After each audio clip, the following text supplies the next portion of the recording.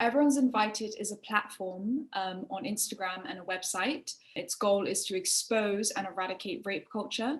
When I say rape culture, I'm talking about a culture where things that aren't normal are normalized. So things like groping at a club or at a Christmas party, or that sexist derogatory comment, or, when, your boyfriend shares intimate photos of you without consent. When things like upskirting are normalized, this actually can act as a gateway to more extreme criminal acts, such as rape and sexual assault. And I started this project back in June after having lots of conversations with friends and realizing that so many of us had actually had these experiences of rape culture and sexual violence throughout our teenage years. And these experiences, we hadn't really shared them with each other or with the adults at the time. And, after having these conversations, we just realized how prevalent they seem to be rather than just random incidents. What you've identified really, really brilliantly is that there is a spectrum of behaviour, and often that behaviour is starting in schools, where we think it's a really, really safe place. And there's been quite a lot of focus on stories that are coming out of private schools.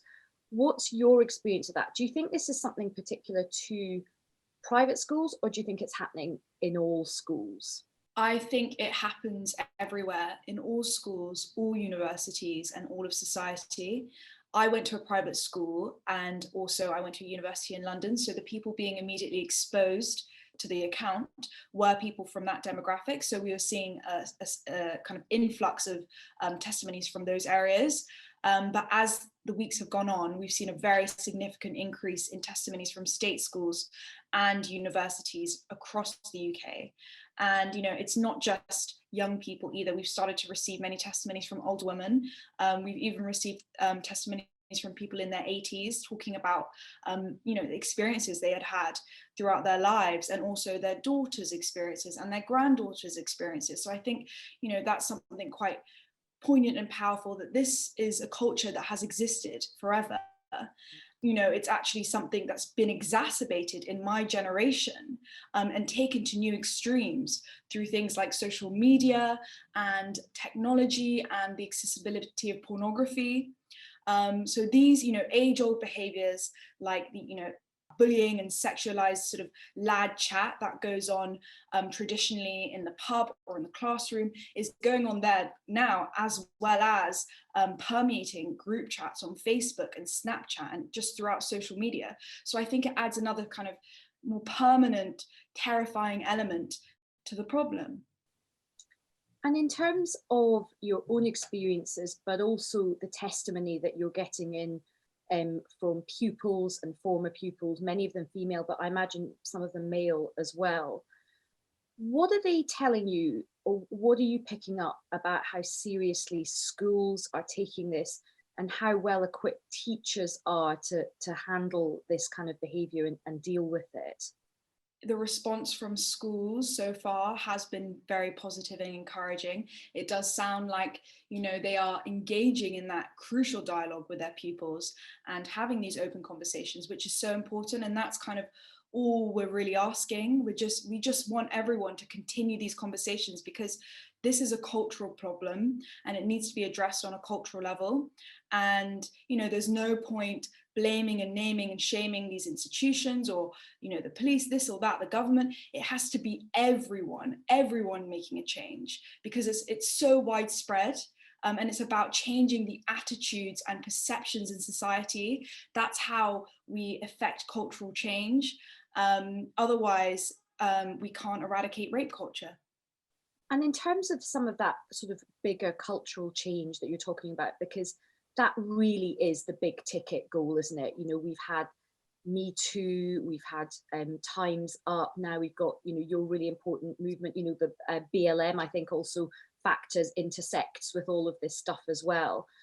And, we've had, a number of years with a lot of activism and, really great online campaigns such as yours. But how do you think we actually get that really important behavioural change, particularly with boys and girls starting from school? One way I think this culture manifests quite prevalently is amongst young people. So that peer-on-peer normalization of these behaviors is probably the most influential, and why they are so strong. They just exist so strongly in those areas.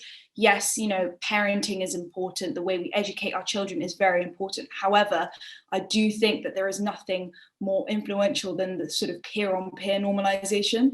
So how can we think about ways to actually, speak to our children, try and empower them to, stand up to their friends who are making them feel uncomfortable, or saying derogatory sexist comments, or, stop being friends with people are abusers, and stop and don't change their behavior? How can we empower our children and young people, to take a stand? And it can be, a daunting thing to stand up to friends, but I think it's such a crucial area. What's significant about Everyone's Invited is the idea of addressing things on a cultural level. I feel Me Too, it was an incredible watershed moment, which we would not be where we are today without Me Too. However, what Everyone's Invited does differently is acknowledging the complex web and culture of abuse that most people, probably everyone in society, is in some form complicit in, rather than focusing on an individual or an institution or one place. Because when we focus on these places, we risk making these cases seem like they only happen there, or that they're rare or anomalies, when they're everywhere and they happen all the time. And when I say something like everyone is complicit, that might make people feel a little bit defensive or alienate people. But I would ask people to just try and recognize things that, it's almost unconscious. So things like the competition between girls, the jealousy, the slut shaming, the victim blaming, shrugging something off because he's your friend and he's such a good friend to you, even though he's done something. Those small things that seem like minor sort of afflictions in your life, they are powerful and have an impact, and they do perpetuate rape culture. You're very inclusive in your approach, and your approach seems to not be about sort of blaming individuals and all of this stuff. But we also live in a society, particularly online, which is pretty judgy, and cancel culture is a big part of social, our online lives as well. How do you propose, if let's say a young boy or a young girl has done something wrong, how do you think they should be, I don't say dealt with, because that sounds sort of really, really negative, but should they be shamed, or should they be forgiven, or how do you see that working out? Because I think that's quite an important part of the story, because I feel like we live in a society now which is very, we like to punish people a lot. Is that the answer, or is it more through sort of education and I suppose a bit of rehabilitation? Yes, I agree with you in what you're saying in the your last two words. Education and rehabilitation is definitely something that we would really like to promote. And also empathy. We see huge value in empathy and just trying to understand other people's experiences, listening to each other, raising these conversations. It's also about, moving towards that place of reconciliation. Can we, it's not about forgiving and forgetting, it's about forgiving and trying to move forward with it. And I know that's a lot to ask, but I think it really is the only way we can move towards a more positive world. And another thing that has come up, certainly from friends of mine, because I'm like about 100 years old compared to you, and many of my friends have children who have sons, and they're really worried. They're worried on every front. They see what's going on. They think the work that you and others are doing is absolutely crucial. They want to know how they should better raise their sons, but they're also like worried about their sons. Like, are their sons doing behavior that they don't realize is bad? And does this mean that their son is going to now be kind of outed on social media as some sort of really bad sort of person? So I think there's quite a maelstrom of emotions that parents are feeling about their sons and daughters. What's your kind of take on those thoughts?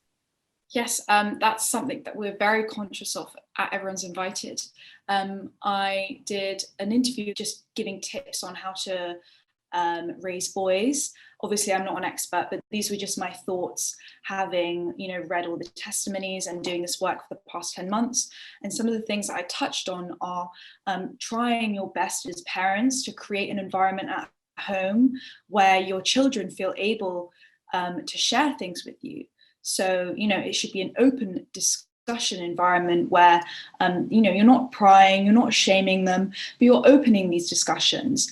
And, I think a lot of parents tend to feel that, the need to protect their children. And that often means shying away from these topics and also restricting them. And I think, parents just need to accept that we live in a technology, it's a social media technology, fast-paced world, and that's the reality of our time. Your children will be exposed to pornography, and it's an inevitability of life, and they're often exposed to it before they have any kinds of sex education. So it's about having these conversations early on, speaking to them about it, and just letting them know that porn is not reality. These can have incredibly damaging impacts on young minds, and their understanding of sex and relationships. And consent is practically non-existent in porn. So just broaching topics like that, and talking to them about rape culture and asking them about their experiences and their friends' experiences. And I know this can be a difficult conversation, but I think there is really no excuse at this point. A lot of parents have reacted quite defensively to this movement, and I understand that reaction. Of course, it's the instinct is to protect your child, but at the same time, we cannot, be naive and pretend that this doesn't exist, because rape culture is affecting your child, and that's just a fact.